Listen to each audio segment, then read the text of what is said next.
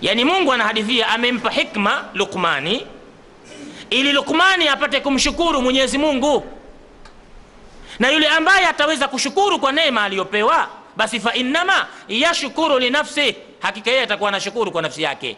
Wa man kafara fa inna Allaha ghaniyun hamid, na yule ambaye atapewa neema asiweze kushukuru, matokeo yake akakufuru, basi Mwenyezi Mungu ni tajiri na ni mwenye kustahiki kusifiwa. Maana yake ni kwamba ukipewa neema ukimshukuru Mungu, Mungu ndivyo anavyotaka, na hii shukrani utakaipeleka kwa Allah subhanahu wa ta'ala itakusaidia mwenyewe, na Mwenyezi Mungu atakupa ziada ya shukrani zako. La in shakartum la azidannakum, pende mkishukuru nitakuzidishieni. Mtazidishiwa mkishukuru. Kushukuru kwa hapa kuliko kusudiwa, ikiwa mtu kapewa mali ikawa mali ile anashukuru kwa kuitoa, sio kwa kusema alhamdulillah nimepata mali ukabakia hapo, la, ukaitoa mali ile, hii kuonesha kwamba wewe unamshukuru Allah subhanahu wa ta'ala, na Mwenyezi Mungu ataiongeza mali hiyo. Umepewa ilmu ukaitumia kwa maana ya kuisomesha ilmu ile, Mwenyezi Mungu subhanahu wa ta'ala atakuongezea ilmu hiyo. Ikiwa utapewa umaarufu ukamshukuru Mungu kwa umaarufu huo, yani mathalan katika jiji kama hili wewe ni maarufu, katika wilaya kama hii wewe ni maarufu, katika kijiji ni maarufu, kuna watu watapata na shida. Wakikutwa na shida watu hao kwa umaarufu wako, maana yake itakuwa unaelewana na watu wengi wenye kukamata nafasi za kimadaraka. Kwa umaarufu wako watumie watu hawa katika kuwaombea takfifu katika matatizo yaliyowakuta kwa umaarufu wako. Hapo itakuwa neema uliopewa umaarufu unaitumia vizuri, basi Mwenyezi Mungu atazidisha kukupa umaarufu. Kama ulikuwa unajulikana Dar es Salaam tu, Mwenyezi Mungu atajalia utajulikana mpaka Arusha na mikoa mingine, kwa sababu umaarufu wako unautumia vile inavyotakiwa. Kwa hivyo Allah subhanahu wa ta'ala amempa hikma Luqman ili apate kushukuru, na mwingine yote atakapewa neema anatakiwa ashukuru, kwa sababu hikma ni katika neema kubwa. Kwa hivyo amepewa hikma ambayo ni neema, Luqmani aweze kushukuru, na mwenye kushukuru ameshukuru kwa nafsi yake, na atakaye kufuru basi asifikirie kwamba Mwenyezi Mungu atapata hasara. Yani umepewa neema alafu ukakufuru kasema mimi sina time yoyote ya kushukuru bwana, mimi nimepata kwa ujanja wangu, nimepata kwa maarifa yangu, basi usije ukafikiri labda Mwenyezi Mungu anapata hasara. Mungu apate hasara? Hasara ni ya kwako wewe, kwani inna Allaha ghaniyun hamid, hakika Mwenyezi Mungu ni tajiri, ni mwenye kujitosheleza na ni mwenye kustahili kusifiwa. Kwa hivyo wewe hata usimshukuru ukamkufuru, kwa Mwenyezi Mungu hakuna hasara yoyote. Allah subhanahu wa ta'ala anatuthibitishia amempa hikma mja wake Luqmani, na watu wa tarikhi wanahadithia kwamba Luqmani kabla ya kupewa hikma alikuwa ni mtu tu wa kawaida, na hata baadhi ya watu walikuwa wakimfahamu kabla ya kupewa hizo hikma, walimuona katika mwenendo wake, lakini alipokuja kupewa hikma, kwa kuwa hawakujua kama ameshapewa hikma, walimuona ana mabadiliko, ikawa wanamshangaa huyu ndiyo yule au ni mwingine, kwa kumuona tabia zake zimebadilika, mwenendo wake umekuwa sio ule. Yauman min al-ayami, siku moja katika kama siku, Luqmani ilikuwa amejipumzisha usingizi wa mchana, alikuwa amejipumzisha usingizi wa mchana. Ghafla ikawa imemjia ru'ya, kwa maana kama ndoto anazungumzwa, kumbe ni malaikatur rahmani walikuja kwa huyu Luqmani. Ikawa namuuliza, ewe Luqmani, Mungu anataka akujalie wewe, akupe ukhalifa, akupe utawala, uwe ni mtawala katika ardhi hii unaoishi, uwe na cheo kikubwa, watu watakuogopa, watakuheshimu, unasemaje kwa hili? Luqmani ikawa anajibu hali ya kuwa yuko katika usingizi, anajibu kwamba hiki alichonipa Mwenyezi Mungu hiki ni kitu kikubwa. Mwenyezi Mungu amenipa afya njema, kwa afya hii mimi nashukuru. Hii afya aliyonijalia Mungu mimi nashukuru. Kwa hivyo kuwa ni khalifa, kuwa ni kiongozi ni mitihani tu, na huenda nikafeli kwa mitihani hiyo. Mungu hii afya alionipa namshukuru sana Allah subhanahu wa ta'ala. Anajibu maneno hayo katika njia ya ru'ya, kwa sababu unapokuwa umelala inakuwa umelala wewe, lakini kuna vitu hapa vinakuwa havilali. Kuna vitu vya waja wema havilali, kwa mfano moyo. Hawa taruya inapokuja mwenyewe inakuwa umelala, lakini unajiona kama unawasiliana na vitu fulani fulani. Kinachofanya kati kipindi kile ni ule moyo, ndio unaoshughulika na kupoa taarifa. Kama moyo wa mtu mwema utazungumza mema, na kama moyo wa mtu mbaya utazungumza mabaya. Sasa Luqmani hajapewa hikma, lakini ana dalili ya kuwa mtu mwema sasa anatoa majibu kwamba mimi ukhalifa, utawala, uongozi si vitu vilivyojaa katika moyo wangu, ninachoshukuru Mwenyezi Mungu kunipa afya njema. Malaika wakaenda zao. Alipoamka Luqmani, sasa Allah subhanahu wa ta'ala anampa hikma. Unaposikia alhikma, maana yake alaqlu walilmu walamalu bihi walisabatu fil umur. Unaposikia hikma, mtu ana hikma, basi mtazame katika akili yake inakuwa imetulia, maarifa yake ya sawa sawa, amali zake zinakuwa njema, na huwa anayapatia mambo katika maamuzi.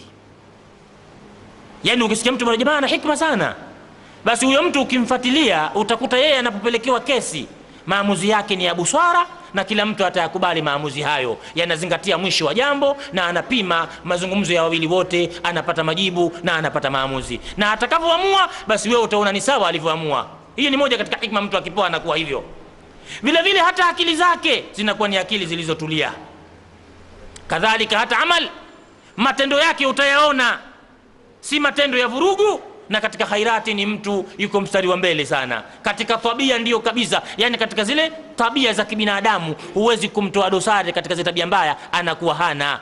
Mtu anayepewa hikma huwa anakuwa hivyo, na ndiyo maana Allah subhanahu wa ta'ala akasema mwenye kupewa hikma amepewa khairi nyingi. Ndugu yangu Muislamu, tunamzungumza Luqman. Luqmani amepewa hikma. Ukikosa hikma umekosa khairi nyingi, ukipewa hikma umepewa khairi nyingi. Ndiyo maana hata leo hii ikifikia pahala watu wakikutoa katika kundi kwamba yule mtu hana maana yote, basi ukifuatiliwa wewe kwa nini unaambiwa huna maana, utakuta wewe tabia zako si njema, maamuzi yako ya jadhba, huna usuhba mzuri na watu, huna mazungumzo mazuri na watu, na watu wanapogombana ikiwa ni wanao au jirani zako, huna wewe lugha utakayoweza kuitoa ikaleta maana kwa wale waliogombana. Yani kama ni shari utaongezea shari, kama ni ubaya utaongezea ubaya, wewe ni hivyo. Lakini ukipewa hikma, wallahi thumma wallahi, unaweza ukanyamaza, watu wakastaajabu kwa nini kanyamaza. Kumbe kule kunyamaza kwako watu baadaye watajua kwa nini alinyamaza, na ukiamua kusema watu watajua kumbe kwa nini alisema. Ukipewa hikma unakuwa hivyo. Kwa ndugu zangu, Allah subhanahu wa ta'ala anatuzungumzia katika sura 31 kwamba amempa hikma Luqmani ili amshukuru Mwenyezi Mungu subhanahu wa ta'ala, na dalili kwamba Luqmani alimshukuru Mungu kwa munasaba wa aya zinazokuja mbele yetu. Allah subhanahu wa ta'ala anaendelea kutukumbusha kwenye Qur'ani katika sura hiyo hiyo, baada ya kupewa hikma Luqmani nini kilifata. Tumetoa mifano mingi tu hapa kwamba unapopewa hikma au unapopewa neema, maana hikma ni katika neema za Allah subhanahu wa ta'ala. Wangapi katika wangapi wamepewa neema za Mungu lakini baada ya kupewa wakageuka. Kuna watu kabla ya kupewa neema ya mali walikuwa ni watu wazuri sana, ni watu wenye maneno mazuri sana, ni watu wenye ahadi nzuri sana, lakini Mungu alipokuja kuwapa wakabadilika, wakawa sio wale, na wakawa ni wakali, na hata walipokumbushwa walitoa maneno mabaya kwa wale waliowakumbusha.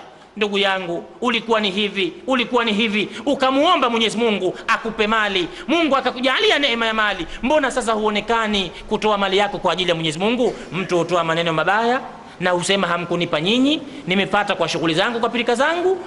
Si yule ambaye alikuwa akionyesha unyonge kabla ya kupata mali. Mungu hawapendi watu sampuli hii. Kuna watu ambao waliahidi vitu vingi kwamba wakipata kitu fulani watafanza hivi kwa ajili ya Mwenyezi Mungu, lakini walivyopata hawakufanza hivyo.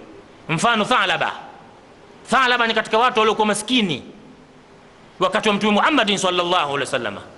Akafikia pala akaenda kwa Mtume Muhammad kwenda kumwambia, ya Rasulullah, niombe dua, hali yangu ni mbaya, nimekuwa maskini mno, nina matatizo ya kimaisha. Mtume akamwambia, tosheka na hicho ulichopewa. Luqmani akarudi, Thalaba akarudi. Thalaba aliporudi akakaa kama wiki 2-3, akaona hali ni ngumu, akamwendea tena Mtume, ya Rasulullah, niombe dua, hali yangu ngumu ya maisha. Mtume akamwambia, tosheka na ulichopewa.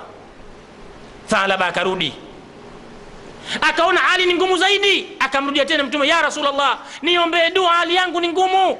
Mtume akainua mikono akamwombea dua, Mwenyezi Mungu akaikubali dua.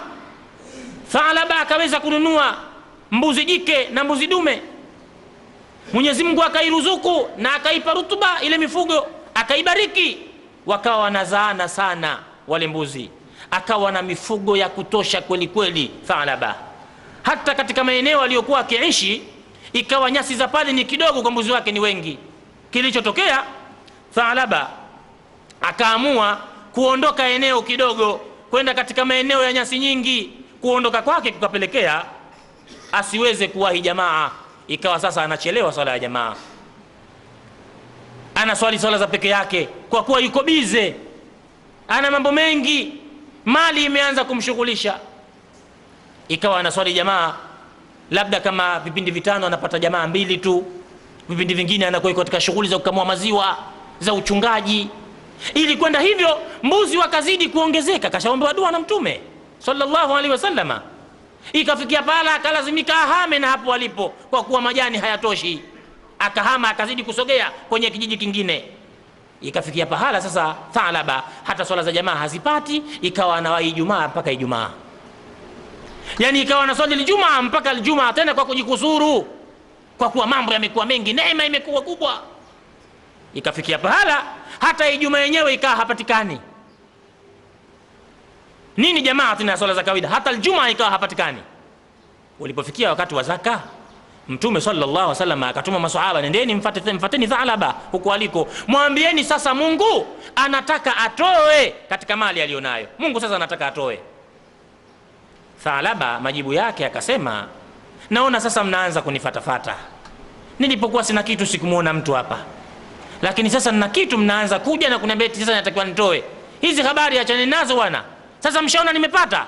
Yani anatoa maneno mazito kabisa, anasahau kwamba alikwenda kwa Mtume sallallahu alaihi wasallam kuomba dua ili apate neema. Neema alipopewa amebadilika.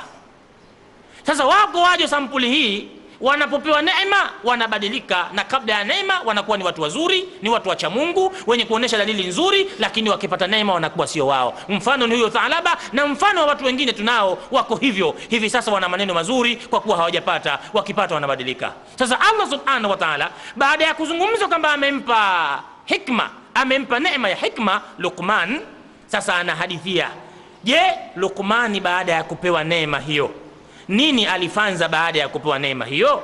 Je, alikuwa ni katika watu ambao hawakushukuru, au alikuwa ni katika watu waliokufuru, au alikuwa ni katika watu walioshukuru? Allah anatueleza ili sisi tupate kuelewa. Anatuambia, wa idh qala Luqman libnihi wa huwa ya'idhuhu ya bunayya la tushrik billah inna shirka la dhulmun adhim.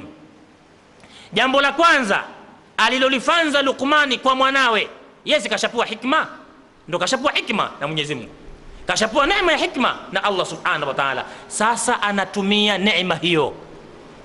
Tuliposema pale mwanzo, ukipewa neema ya mali ionekaniwe unatumia mali kwa ajili ya Mwenyezi Mungu. Ilmu tumia kwa ajili ya Mwenyezi Mungu, umaarufu tumia kwa ajili ya Mungu. Sasa hapa Luqmani kapewa neema ya hikma. Sasa Luqmani anatumia neema ya Mungu kwa mtiririko huu ufuatao. Kitu cha kwanza alichokiona, nitatumiaje neema hii ya hikma? Mungu ameshanipa hikma, niitumie kwa vipi? Niitumieje? Inatakiwa ujiulize kwanza, unapopewa neema utumie vipi neema hiyo? Sasa Allah hana khiana na sisi, anatukumbusha baada ya mja ambaye ni mja mwenzenu huyo ambaye ni Luqmani, tulipompa hikma, tulipompa neema ya hikma, kitu cha kwanza alichofanya ni kumshukuru Mwenyezi Mungu. Tulimpa hikma ili amshukuru Mungu, na kweli baada ya kupewa neema hiyo anaonesha anamshukuru Allah subhanahu wa ta'ala. Katika shukurani zake Allah anatuambia, wa idh qala Luqman libnihi wa huwa ya'idhuhu ya bunayya la tushrik billah inna shirka la dhulmun adhim. Ewe mwanangu, kumbuka Luqmani alipomwambia mwanawe. Luqmani kapewa hikma, sasa hikma yake anaitumia kwa mwanawe. Mwenyezi Mungu anatuambia sisi, Muhammad, waambie hao watu wako, Luqmani alipomwambia mwanawe, wa idh qala Luqman libnihi wa huwa ya'idhuhu, Luqmani alipomwambia mwanawe hali ya kuwa akimpa mawaidha, ya bunayya, ewe mwanangu, la tushrik billah. Kitu cha kwanza, usimshirikishe Mwenyezi Mungu, usimshirikishe Mungu. Huo ni mfano. Nani katika sisi leo anakumbuka angalau siku moja tu aliwahi kuwaita wanawe wa kike na wa kiume au familia yake nyumbani, akajaribu kutoa nasaha tu, wanangu swalini, wanangu msimwasi Mungu, wanangu msimshirikishe Mungu? Ni nani katika sisi anakumbuka? Wakati yeye ilmu anayo, kama hana ilmu anasikia wenye ilmu wanaoyasema mabaya yaliyokuwa hayapendezi mbele ya Allah, mazuri yanayopendeza mbele ya Allah unayasikia hata kama hukusoma. Ulitumiaje fursa hiyo ya neema angalau ya kusikia tu? Manake neema ya kusikia umeipata na umesikia. Je, wanao uliwafikishia? Kama wanao, angalau kuwafikishia, kuwapa habari angalau siku moja ulishawahi? Sasa Allah subhanahu wa ta'ala anasema, mtazameni Luqmani baada ya kumpa hikma na kumtaka ashukuru. Luqmani aliweza kushukuru, na katika shukrani zake kwa kutumia hikma alizopewa na Allah ni kumuita mwanawe na kumpa mawaidha. Katika mawaidha aliyompa anamwambia, ya bunayya, ewe mwanangu, la tushrik billah, usimshirikishe Mwenyezi Mungu, inna shirka la dhulmun adhim, hakika ushirikina ni dhulma kubwa. Hakika shirki ni dhulma kubwa, katika dhulma kubwa, ni dhulma kubwa sana. Kwa hiyo mwanangu, jambo hili usifanze. Yaonyesha Luqmani hikma aliyopewa anaitumia vizuri, na Mwenyezi Mungu amefurahi kwamba mja wake amempa neema ya hikma, na kweli Luqmani anaitumia hikma. Na ndio maana Mwenyezi Mungu anahadithia mkaso wa Luqmani, mja katika waja nilimpa neema ya hikma, na neema ya hikma akaitumia, hakubweteka. Na ndio maana anahadithia mkaso huu, tazameni nyinyi waja, mwenzenu huyu anaitumia hikma kwa mtiririko huu, anamuhusia mwanawe asimshirikishe Allah subhanahu wa ta'ala, kwani shirki ni jambo kubwa. Baada ya kuzungumza hivyo, baada ya Mwenyezi Mungu kutuhadithia kwamba amempa hikma na Luqmani akaitumia hikma ya kumuhusia mwanawe asimshirikishe, sasa Mwenyezi Mungu subhanahu wa ta'ala anatuhadithia sisi.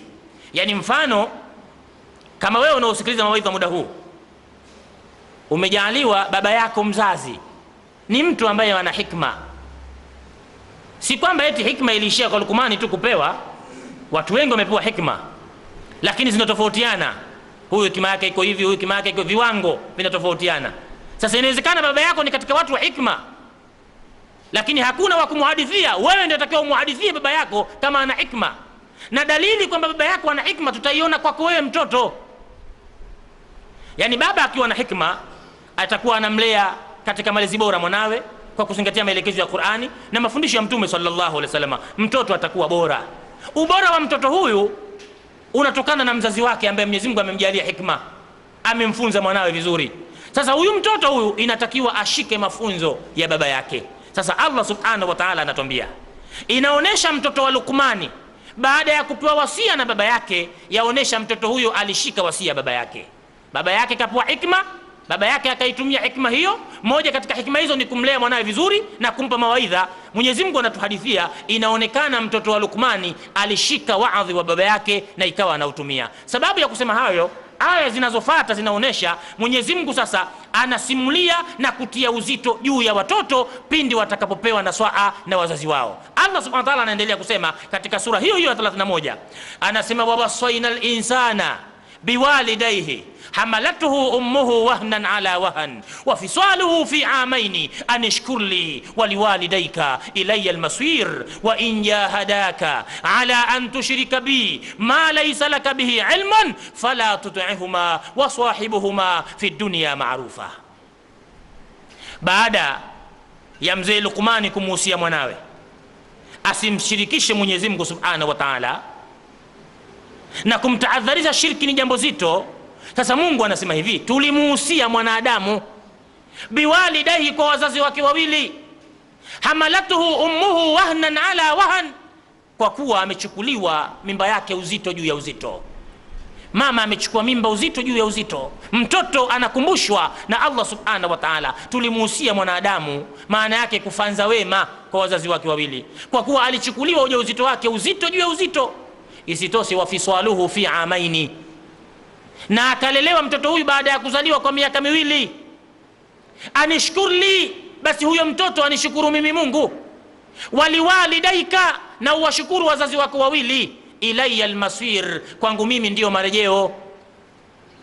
Yani Mwenyezi Mungu Subhanahu wa Ta'ala anatukumbusha sisi, ikiwa mzee Luqmani alimuhusia mwanawe, na wewe mtoto atakapokuhusia baba yako, kwanza ninakupa taarifa mtoto, wewe tumemuhusia sisi mwanadamu kwa wazazi wake wawili kufanza wema, kwa kuwa ujauzito wake ulichukuliwa tabu juu ya tabu na akalelewa kwa miaka miwili, basi huyo mtoto kwanza amshukuru Mwenyezi Mungu, pili awashukuru wazazi wake wawili, kwani kwangu mimi ndio marejeo. Yani hapa mtoto anatakiwa umtii baba yako, umtii mama yako kwa shida walioipata. Mama amepata shida ya uzito kwa kukuweka tumboni kwa miezi 9. Isitoshe baada ya kuzaliwa wewe, baba na mama ikawa hawana raha ya kukulea kwa muda wa miaka miwili huku ukinyonya. Ni matatizo makubwa hayo. Sasa Mungu anasema kwa yote hayo uliofanziwa wewe, basi unishukuru mimi kwanza. Yani maana yake umshukuru Mungu, pili uwashukuru wazazi wako wawili kwa waliokufanzia, kwani kwangu mimi ndio marejeo. Maana yake ni kwamba utakapokuwa hukuyatekeleza hayo, basi kwa Mwenyezi Mungu, yeye Mwenyezi Mungu atakuwa ni shahidi ulikuwa ni mtoto wa aina gani. Mungu anaendelea kutoa nasaha, wa in jahadaka ala an tushrika bi ma laysa laka bihi ilmun fala tuti'huma. Ikiwa mtoto wewe, wazazi wako wawili hao tuliokutaka uwaheshimu na kuwahifadhi na kuwastiri na mambo yao, ikiwa watakulazimisha sasa kulifanza jambo ambalo huna ilmu nalo, jambo la kutoridhiwa na Mungu, jambo baya maana yake, basi Mwenyezi Mungu anasema fala tuti'huma, usiwakubalie kwa hilo.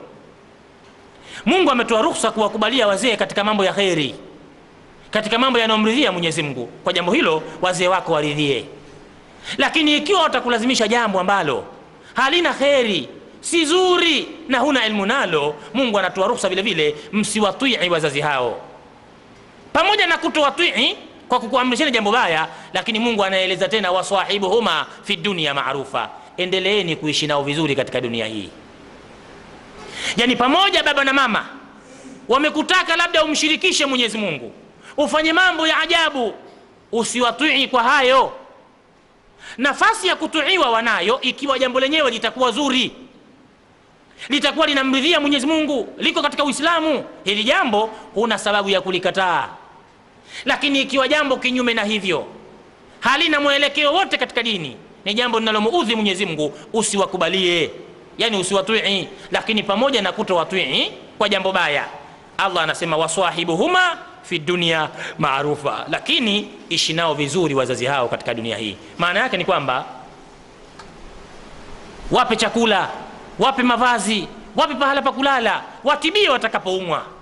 Hii nafasi kwako haitoondoka maadamu wako hai. Hii nafasi ya kuwapa chakula, nafasi ya kuwapa mavazi, nafasi ya kuwahudumia na kuwatibu, nafasi hii unayo mpaka watakapokufa. Pamoja kwamba si watu wazuri mbele ya Mungu, hayo mabaya yao waache nao wao wenyewe, na usikubali kuyafata hayo mabaya, lakini katika kuwahudumia pamoja na ubaya wao wahudumie. Pamoja hawamjui Mungu wahudumie. Kwa nini? Wana nafasi ya kukuzaa na kukulea. Hii nafasi na hii ruhusa kaitoa mwenyewe Allah Subhanahu wa Ta'ala. Wewe hutokwenda tu katika ngoma, hutokwenda katika mambo ya kutambika, hutokwenda katika mambo ya kumshirikisha Mwenyezi Mungu, lakini wakiumwa, umesikia, wapelekee dawa. Hawana mavazi, wapelekee nguo. Hawana chakula, wapelekee chakula. Hawana pakulala, fanya mpango wapate pahala pakulala. Wamekufa, nenda kawazike. Hiyo ni ihsani. Huo ni wema wa kuwafanyia wazazi wawili kwa wale makubwa walioyapata wakati wao ukiwa mdogo. Na Allah Subhanahu wa Ta'ala hakuishia hapo. Katika sura nyingine katika Qur'an ametuambia waqala rabbuka alla ta'budu illa iyyahu wa bil walidayni ihsana imma yablughanna 'indaka al-kibara ahaduhuma aw kilahuma fala taqul lahumā uffin wa la tanharhumā wa qul lahumā qawlan karīmā. Waqala rabbuka alla ta'budu illa iyyahu, ameshahukumu Mola wako asiabudiwe yote ila abudiwe yeye. Wa bil walidaini ihsana, na wazazi wawili kuwafanzia wema. Imma yablughanna indaka alkibara ahaduhuma, haswa watakapofikia umri wa utu uzima, mmoja wao au wote wawili. Fala taqul lahumā uffin, usije ukapata kusema nao neno japo la kuwashonya au la kuwaguna. Uffin wala tanharhuma, wala usiwakaripie wazazi wawili hao. Yani wewe unapotumwa na baba au unapoitwa na baba, basi wallahi hata ukiwa chumbani baba yuko ukumbini, usimshonye huko eti kwa kuwa ukajua hasikii. Hasikii kweli, lakini Mungu anasikia. Kataka kukutuma japokuwa umechoka, basi ule unyonge wako usiuoneshe pale. Nenda kachukua ile pesa kwa bashasha. Ukiwa mnyonge unakwenda potelea mbali, lakini asishuhudie wewe eti unachukua pesa umekasirika. Baba nimechoka, ni muda gani wa kuntuma huu? Muda umekwenda sana huu. Kumbuka aliyafanya makubwa wakati wewe ukiwa mdogo. Kuna kipindi ameshavaa nguo zake nzuri, anataka kutoka, unajisaidia. Nguo zote unachafua wewe. Baba wakati alikuwa anatakiwa kwenda kwenye mkutano, alikuwa anatakiwa kwenda katika shughuli zake, umechafua nguo, tena umechafua hali ya kuwa ukilia. Baba anakwenda kubadilisha nguo, mama anazifua. Inawezekana safari imekufa kwa ajili yako, na baba hakuamua kukutupa, baba hakuamua kukutukana, baba hakuamua kukutupa chini, kwa sababu wewe ni mwanawe, ana mapenzi na wewe. Vipi leo hii wewe unatumwa na baba yako, anakupa jambo fulani ushauri, unaonesha kibri mbele yake? Allah subhanahu wa ta'ala anatuonya, anatukataza, anatuambia waqadha rabbuka an la ta'budu illa iyyahu wa bil walidaini ihsana. Ameshahukumu Mola wako asiabudu yoyote ila yeye, na wazazi wawili kuwafanzia wema. Imma yablughanna indaka alkibara ahaduhuma au kilahuma fala taqul lahumā uffin wala tanharhuma. Usije ukawakaribia wazazi hao. Wa qul lahumā qawlan karima, sema nao maneno mazuri. Isitoshe, waqfidh lahumā janāha dhulli min arrahma, tandua mbawa zako, jilainishe mbele yao, jitupetupe mbele yao, ili wazazi wapate kuona faraja na wapate faida ya kuzaa kwao. Mungu anatufundisha dua sasa, baada ya kuwaonesha huruma ulionayo kwao. Wa qur rabbirhamhuma kama rabbayani saghira. Iwe unamwambia Mungu, we mtoto, iwe unamwambia Mungu wa qur rabbirhamhuma, Mwenyezi Mungu warehemu wazazi wawili hao, kama rabbayani saghira, kama vile walivonilea mimi wakati niko mdogo. Wewe ulipokuwa mtoto walikulea kwa taabu sana. Sasa mwambie Mungu awahurumie huko waliko. Kama wako hai awape hurma, awape husnul khatima, na kama wako makaburini Mwenyezi Mungu awahurumie kwa yale kinachowakuta kule kaburini. Umuombe Mungu. Leo ni mtoto gani anayeombea dua wazazi wake? Muda uko wapi wa kuombea dua wazee? Kila mmoja ameshughulika, yuko bize kuliko mambo yake ya kidunia. Hana muda wa kukaa na kutafakari, mimi nilizaliwa, nilikuwa na baba na mama, na sasa hawako tena, wako katika makaburi, sijui wakoje katika makaburi yao. Ya Rabbi wasamehe wazazi wangu, ya Rabbi weke pahala pema wazazi wangu. Muda huo mtu hana wa kumweleza Mwenyezi Mungu maneno hayo. Lakini wazazi walitumia nafasi kubwa ya kumwengaenga na kumlea mtoto wao, mpaka mtoto akawa hivyo walivyokuwa. Na leo hii mtoto amekuwa hana hurma na mzazi wake au wazazi wake ambao tayari wameshatangulia mbele ya haki, na mtu anaombea bora wazazi wake wafe apate kupumzika kwa tabu wanayompa. Mara kaagizwa shuka, wazazi wako kijijini, yeye yuko Dar es Salaam, tunataka shuka, tunataka blanketi, tunataka hivi. Mtoto anaona adha, wazazi wananisumbua. Kwa hivyo akipata taarifa amekufa, anasema fadhali sasa kidogo nitatanuka vizuri, nitajipanga. Eti atajipanga baada ya wazazi kumalizika, baada ya kufa. Kumbe inawezekana wazazi wale kupata kwake yeye ilikuwa ndio nusura yake. Mtume sallallahu alaihi wasallam anasema ad-du'a liwalidi an waladihi kad'a'u an-nabiy li ummati, dua inayoombwa na mzazi kumwombea mtoto wake, dua ya wazazi kwa mtoto ni sawa sawa na dua ya mtume kwa umma. Yani wazazi wanapokaa kukuombea dua wewe mtoto, Mungu atajalia kheri. Ni sawa sawa uzito wa dua ya mzazi au wazazi kwa mtoto wao, uzito wake ni sawa sawa na dua ya mtume anapoombea umma wake. Yani nafasi zinafanana. Mzazi akikuombea dua kwa kuwa umeharibikiwa, na ndio maana wenye akili zilizosalimika wanapoona mambo yao haendi vizuri, wanajaribu kurudi kwa wazazi. Wazazi wangu mna kinyongo na mimi, wazazi wangu nimekuudhini, nisameheeni, mimi ni binadamu na nina mambo mengi, mniwie radhi, niliko ni mbali, siwezi kujigawa mara kwa mara, lakini mniwie radhi, nitakachokuleteeni ridhikeni, lakini nawakumbukeni sana wazazi, niombeeni dua. Wazazi wanaomba dua, unajirudia. Huu ni utaratibu mzuri katika maisha ya mwanadamu, kwa kuwa Allah ametuelekeza tuwaombee dua, ima wako hai au wamekufa. Lakini mtu hana nafasi hiyo, lakini Allah anatukumbusha hilo. Na mzee Luqmani hakusahau kumuhusia mwanawe.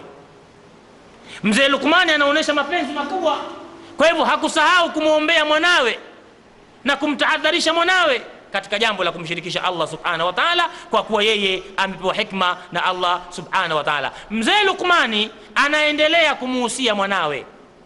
Vipande hivi vya aya Allah subhanahu wa ta'ala ilikuwa akitukumbusha sisi tuzingatie tunapoelekezwa na wazee wetu, tushike maelekezo hayo na tuyatumie, kama vile mtoto wa Luqman baada ya kupewa wasia na baba yake, yeye ikawa anaufanyia kazi. Na sisi Mungu anataka tutumie wasia wa wazazi wetu watakapotuhusia katika mambo ya kheri, na vile vile katika mambo mabaya hatuna nafasi ya kuyakubali, lakini tuendelee kuishi nao vizuri katika maisha ya dunia. Allah subhanahu wa ta'ala anaendelea kutuelezea mkaso wa Luqman. Luqmani baada ya kumuhusia mwanawe asimshirikishe Mungu, kwa kuwa shiriki ni jambo kubwa, akamwambia tena, ya bunayya innaha in taku mithqala habatin min khardalin fatakun fi sakhratin au fi samawati au fil ardi ya'ti biha Allahu. Mwanangu we, ikiwa jambo limefanzwa ndani ya jabali, au jambo hilo limefanzwa chini ya ardhi, au jambo hilo limefanzwa mbinguni, basi Allahu ya'ti biha, Mwenyezi Mungu atalileta hilo siku ya kiyama. Mzee Luqman anamwambia mwanawe, mwanangu we, jambo hata ukiliona ndogo vipi, mithqal habatin min khardalin, mfano wa tembe ya khardal. Khardali ni tembe ndogo sana. Khardali ni tembe ndogo sana, mfano wake ule udogo wake sawa sawa na tembe ya sukari. Ile sukari unavyoiona, ule udogo wake ndio khardali. Sasa mfano hilo kosa hilo au hiyo kheri hiyo ikafanzika kwa udogo sampuli ile, yani udogo wake sawa sawa na khardali, umefanza jambo baya au zuri mfano wa khardali, na ulipolifanyia jambo hilo, labda umejificha katika jabali au umejificha ardhini au umechukua ndege umekwenda juu huko ukafanza mambo, basi Mwenyezi Mungu atayahudhurisha mambo hayo uliyotenda sehemu zote hizo za siri, atazihudhurisha siku ya kiyama. Yani hapa mzee Luqmani amemuita mwanae kaa kitako hapa, mwanangu nisikilize maneno yangu leo ninayokuambia.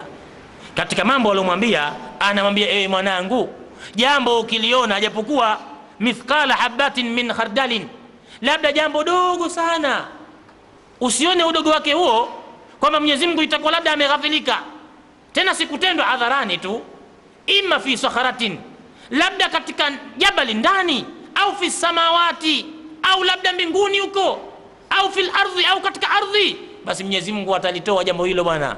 Yani Mwenyezi Mungu hapitwi na kitu. Inna Allah latifun khabir, Mwenyezi Mungu ni mjuzi na mwenye habari. Maneno haya kumuhusia tu mwanao ni maneno mazito sana.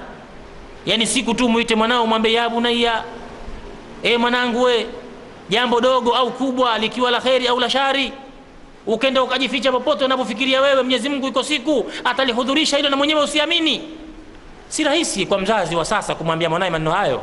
Sasa hapa Luqmani anaonesha hikma alizopewa na Allah subhanahu wa ta'ala. Anamwambia mwanawe asije akahadaika ikawa anamuudhi Mungu sehemu ya siri, halafu akafikiri Mwenyezi Mungu atashindwa kulitoa jambo hilo hadharani siku ya kiyama. Na ndio maana Luqmani anampigia mfano mwanawe, siri yenyewe sio ndogo ndogo, sehemu iliyojificha ficha tu ya kawaida, la, hata kama itakuwa jabali umepasua, umeingia ndani yake, umechimba ukenda ardhini huko, ardhi ya 6 ya 7 huko, ukafanya mambo, jambo lenyewe ukafanya dogo, si jambo kubwa, jambo dogo sana, mfano wa khardal, au ukenda zako juu huko, kama watu wanavyotumia vyombo vya kwenda juu huko, wakafanya mambo, wakapiga picha huko, basi huko wakafanza mambo mazito huko, liwe dogo sana, Mwenyezi Mungu atalileta siku ya kiyama. Hii ni tahadhari inaonesha mzee Luqmani alikuwa ni mzee mzuri sana na anamjua Mwenyezi Mungu subhanahu wa ta'ala, na ndio maana anamwambia Mungu ana uwezo mkubwa wa kuhudhurisha jambo ambalo wewe huwezi kufikiria katika akili yako. Mwenyezi Mungu ana uwezo mkubwa. Mimi na wewe leo kinachotuhadani kitu gani? Mpaka mtu akafikia pahala akaona anaweza kwenda kujificha. Kuna watu wanasema jana nimefanya tukio, hata Mungu mwenyewe apate afanye kazi kuniona. Wanatamka watu maneno kama hayo, eti mtu kenda sehemu hiyo, namna ilivyojificha sehemu yenyewe, basi hata huyo Mungu shughuli kumuona. Yani labda kuna sehemu kuna uchochoro mzuri, kuna ghorofa 7 zimekaa pale kwa namna, katika ile ghorofa ile yeye kwenda kwenye chumba cha 20 huko, ambacho kukifika chumba hicho ni kona kona nyingi. Sasa yeye kwa akili yake anapofikiria, ile akili yake ilivyopata tabu kukipata chumba hicho, eti na Mungu naye anapata tabu hiyo. Sasa hapa mzee Luqmani anamwambia mwanawe, usije ukafikiri hata siku moja kwamba eti ukafanza dhambi ndogo mfano wa khardali, na dhambi yenyewe ulipokwenda kuifanyia chini ya jabali ukapasua likajifunga ukafanya mambo huko, basi elewa siku ya kiyama jambo hilo liko hadharani kwa Allah subhanahu wa ta'ala. Na Allah subhanahu wa ta'ala anatueleza katika surati Tariq, yauma tubula sarair, hiyo ni siku zitafichuka siri za watu. Hiyo siku ambayo mzee Luqmani anamhadithia mwanawe kwamba hilo jambo ukilifanza popote katika jabali au mbinguni au ardhini, Mwenyezi Mungu atalileta. Siku atakaoleta hilo jambo ni siku ya kiyama, ni siku ya kufufuliwa. Na Mwenyezi Mungu anasifu siku hiyo ni siku ya kufichuka siri za watu. Yani wewe huna siri utakayoifanza, eti Mwenyezi Mungu atapitwa na siri hiyo, eti itakuwa alighafilika wakati unatenda hilo. Mungu haghafiliki. Mzee Luqmani anamtahadharisha mwanawe, na sisi tumetakiwa na Mwenyezi Mungu subhanahu wa ta'ala, tutakapohusiwa na wazee wetu tuzingatie wasia wao ukiwa wasia wa kheri. Na wasia wa mzee Luqmani kwa mwanawe ni wasia wa kheri ambao sisi leo kama tutaufanyia kazi utatusaidia sana katika maisha yetu. Sisi na vijana wetu itakuwa ni wenye kutusaidia wasia wa mzee Luqmani kwa mwanawe. Na yaonesha mzee Luqmani baada ya kumhusia mwanawe alishika wasia huu na ikawa ameufanyia kazi wasia huu na ameutumia wasia huu uliotoka kwa mzee wa hikma ambaye ni mzee Luqmani. Allah subhanahu wa ta'ala anaendelea kusema, Luqmani hakuishia hapo. Baada ya kumhusia mwanawe asimshirikishe Mwenyezi Mungu, baada ya kumtahadharisha mwanawe na madhambi ya siri na ya dhahiri, makubwa na madogo, yafanyike popote kwa Mwenyezi Mungu yatakuwa hadhiri siku ya masiku, bado Luqmani kwa wema na mapenzi ya mwanawe na hikma aliyojaliwa na Allah subhanahu wa ta'ala anaendelea kumhusia mwanawe. Anamwambia, ya bunayya aqimis salata wa'mur bil ma'rufi wanha 'anil munkar wasbir 'ala ma asabaka inna dhalika min azmi al umur. Ya bunayya aqimis salata, ewe mwanangu we simamisha swala 5. Allahu akbar. Mwanangu simamisha swala 5. Nani leo anamhusia mwanawe kuswali? Yani ikawa umeamua tu, mwanangu njoo, mwanangu swali, mwanangu wewe simamisha swala mwanangu. Nani huyo? Ni wachache sana. Ni nani anakuwa mkali kiasi ambacho mtoto anaogopa leo nyumba itakuwa haingiliki kwa kuwa baba aliniambia kuswali na mimi sijaswali? Nani huyo? Ila mtoto anaweza akaogopa katika kuingia katika nyumba ya baba yake kwa kuwa jana anakumbuka alifanya tukio la kuchelewa kupeleka mahindi kwenda kusagwa, kukobolewa na kusagwa. Sasa watu hawakula pale nyumbani kwa uzembe wake. Baba akachukua fimbo, leo Uthmani hatulala humu kwa kuwa jana sisi tumelala na njaa, kwa uzembe wake. Mtoto ataogopa kuingia katika nyumba babake kwa kuwa tu alichelewa kupeleka mahindi mashine. Lakini mtoto hawezi kuogopa eti jana mimi nilishikwa bakora, kwa nini sikuswali? Hakuna hicho kitu, ni wachache sana. Sasa mzee Luqmani anamwambia mwanawe, ya bunayya aqimis salata, mwanangu simamisha swala 5, wa amuru bil ma'rufi, amrisha mema, wa anha 'anil munkar, yakataze mabaya, wasbir 'ala ma asabaka, vile vile subiri katika yatakayokufika. Wasbir 'ala ma asabaka, subiri katika yatakayokufika. Inna dhalika min azmi al-umur, katika hayo ni katika kuazimia mambo.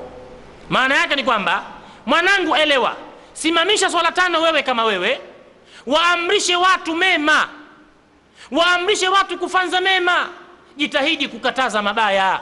Lakini kazi hiyo utakayoifanza ya kuamrisha mema na kukataza mabaya yatakufika mengi, yatakufika mengi. Sasa yakikufika hayo, wasbir 'ala ma asabaka, subiri katika yatakayokufika, kwa sababu kazi unaoifanya ni kazi ya fitna. Yani kazi ya kuamrisha watu mema na kuwakataza watu mabaya, watu itakuwa wapendi, watu itakuwa wanachukia. Ile watu itakapokuwa wakichukia, wewe mwanangu usipate tabu. Wasbir 'ala ma asabaka, subiri katika yale yatakayokuwa yakikufika. Inna dhalika min azmi al-umur, katika hayo yatakiwa mtu aazimie, ni katika mambo yanayofaa kuazimiwa. Yani kuazimiwa kwa maana ni katika mambo yanayofaa kuazimia kwa kusubiri. Siku zote kanuni ya wanadamu ilivyo, ukimwamrisha jambo jema ni tatizo, ukimkataza baya ni tatizo. Ama kusimamisha swala, wewe mwenyewe watu wakikuona una swali, watu watakuwa wanasema siku hizi kuna jamaa mmoja kawa darweshi bwana. Kuna kijana mmoja alikuwa mtu si mtu mzuri, lakini sasa amegeuka kuwa darweshi, hapiti na swala. Watasema hivyo tu. Lakini wakikuona sasa unaporudi kuswali, ukiwakuta wamekaa katika maskani, unaambia jamani, Mwenyezi Mungu anasema hivi, Mwenyezi Mungu anataka hivi, Mwenyezi Mungu hataki hivi. Wewe huwezi kupata salama katika kijiji hicho au katika mkoa huo au katika mtaa huo. Watu watakufatafata na kukusema vibaya. Unajifanya unajua, unajifanya wewe sasa shekhe, unajifanya wewe sasa unaijua dini, unajifanya wewe unaogopa moto wakati huna mpango wote. Watu walikuwa wanakujua toka zamani, ulikuwa na tabia hii na hii, watakukumbushia tabia zako za zamani. Kumbe wewe ushatubu, usharudi kwa Allah subhanahu wa ta'ala. Sasa unataka upate pepo ya Mwenyezi Mungu, ndio maana unayafanza hayo. Sasa wao bado wanakukumbuka katika matukio ya nyuma. Nani bwana atatuambia nini? Atatuambia nini bwana? Juzi alikuwa hivi, kwa kuwa tu umewaamrisha mema na unawakataza mabaya. Sasa yale maneno mabaya watakayokuwa wakikwambia yale atakiwa uvumilie. Ndio maana mzee Luqman anamwambia mwanawe, utakapoamrisha mema na kukataza mabaya, basi wasbir ala ma aswabaka, subiri kwa yatakayokufika. Kwa sababu utakapoamrisha mema watu na kuwakataza mabaya, kuna mambo yatakufika. Yakikufika hayo subiri. Inna dhalika min azmi al-umur. Kwani kuvumilia na kusubiri ni kitu kinachokusudiwa kuazimiwa, yani uazimie hivyo, yani upange kusubiri kwa yale yatakayokufika. Hii inaonyesha ni mzazi mwema. Na anathibiti maneno ya Mwenyezi Mungu Subhanahu wa Ta'ala, walaqad atayna Luqmana alhikmata an yashkur lillah. Tulimpa Luqman hikma apate kumshukuru Mungu, na kweli Luqman inaonyesha anamshukuru Allah Subhanahu wa Ta'ala kwa kuwa hikma anazitumia. Ndugu yangu Muislamu, mzee Luqmani baada ya kumuhusia mwanawe asimamishe swala 5, na hapa kuna jambo la muhimu sana. Mzee Luqmani mpaka kumwambia mwanawe simamisha swala 5, akiwa na maana as-salatu imadu dini, faman aqamaha faqad aqama ad-din wa man tarakaha faqad hadama ad-din. Swala ndiyo nguzo ya dini. Mwenye kuswali amesimamisha dini, asiyeswali amevunja dini. Sasa unapoivunja dini ya Mwenyezi Mungu, maana unatangaza vita wewe na Allah Subhanahu wa Ta'ala. Luqman analijua hilo. Isitoshe, swala ni moja katika alama za imani. Huwezi kuwa na imani wakati huswali. Uislamu wako itakuwa una upungufu. Ndiyo maana Allah Subhanahu wa Ta'ala akasema katika sura ya 8 kule kuelezea sifa za walioamini, innamal mu'minuna alladhina idha dhukira Allahu wajilat qulubuhum wa idha tuliyat alayhim ayatuhu zadatuhum imana wa ala rabbihim yatawakkalun alladhina yuqimuna as-salata wa mimma razaqnahum yunfiqun ulaika humul mu'minuna haqqan. Hakika waumini wa kweli siku zote anapotaja Mwenyezi Mungu wanapata hofu. Qur'ani ikisoma imani inaongezeka, na Mwenyezi Mungu ndiye wanayemtegemea, wanasimamisha swala 5 na vile wanavyopewa wanavitoa. Hao ndio waumini wa kisawasawa. Sasa kusimamisha swala ni dalili ya imani. Luqman anamwambia mwanawe, aqimis swalata, simamisha swala, wa amur bil ma'rufi wa anha 'anil munkar wasbir ala ma aswabaka inna dhalika min azmi al-umur. Simamisha swala, amrisha mema, kataza mabaya, na subiri atakayokufika, kwani kusubiri ni maazimio yanayofaa. Ndugu yangu Muislamu, Luqman hakuishia hapo kwa mwanawe. Aliendelea kumwambia, wala tusair khaddaka linnasi wala tamshi fil ardi maraha inna Allaha la yuhibbu kulla mukhtalin fakhur. Mwanangu we, usimtazame mtu kwa jicho la pembeni. Tazama na swala za mzee Luqmani. Anamwambia mwanangu, unapoongea na mtu usimtazame kwa jicho la pembeni. Wala tusair khaddaka linnasi, usije ukapata kumwangalia mtu au usiangalie watu kwa jicho la pembeni, yani kwa jicho la dharau. Unaweza mtu ukaongea naye halafu yani unamsikiliza lakini humtazami usoni, yani huna muda wa kumtazama usoni. Lakini hii iwe kwa kukusudia. Maana unaweza kuongea na mtu lakini ukawa uko mbali kimawazo ukajikuta humwangalii, sio kinachokusudiwa. Ukusudie kwamba mimi huyu mtu namdharau kwa maana sina muda wa kumwangalia. Hiyo ndio inayokusudiwa, na ndio mzee Luqman anamuhusia mwanawe kwamba usije ukamtazama mtu kwa jicho la dharau, yani kwa kibri.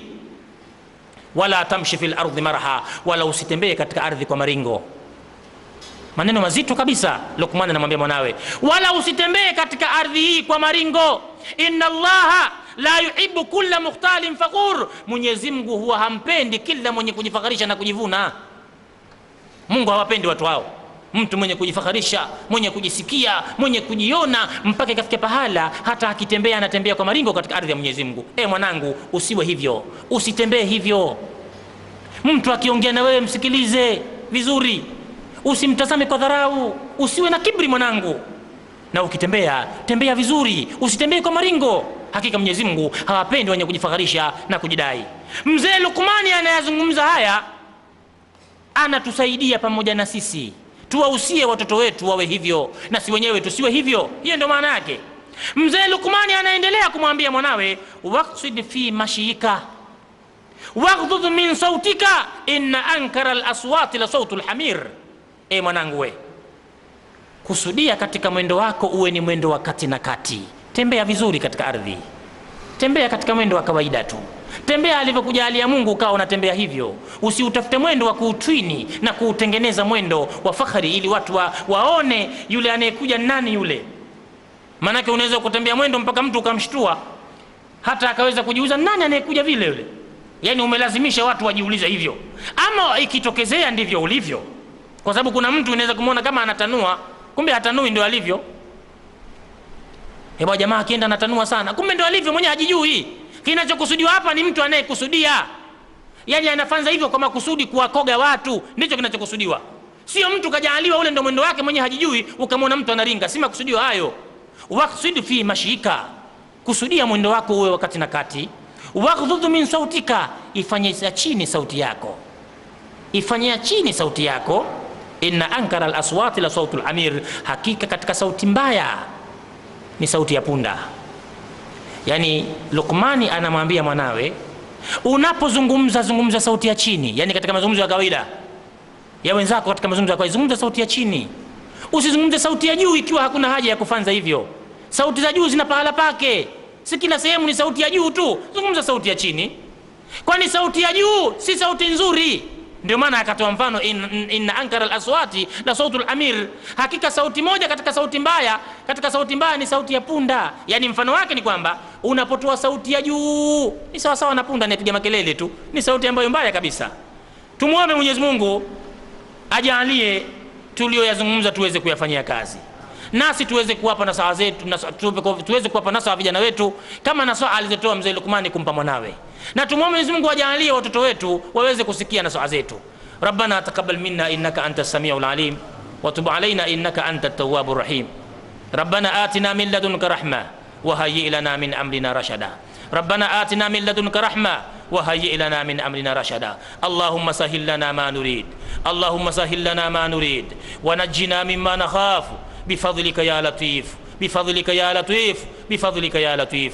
ربنا تقبل منا إنك أنت السميع العليم وتب علينا إنك أنت التواب الرحيم برحمتك يا أرحم الراحمين. يا ستار العيوب استر عيوبنا، يا غفار الذنوب اغفر ذنوبنا برحمتك يا أرحم الراحمين. وصلى الله على سيدنا محمد النبي الأمي وعلى آله وصحبه أجمعين، والحمد لله رب العالمين، والسلام عليكم ورحمة الله وبركاته.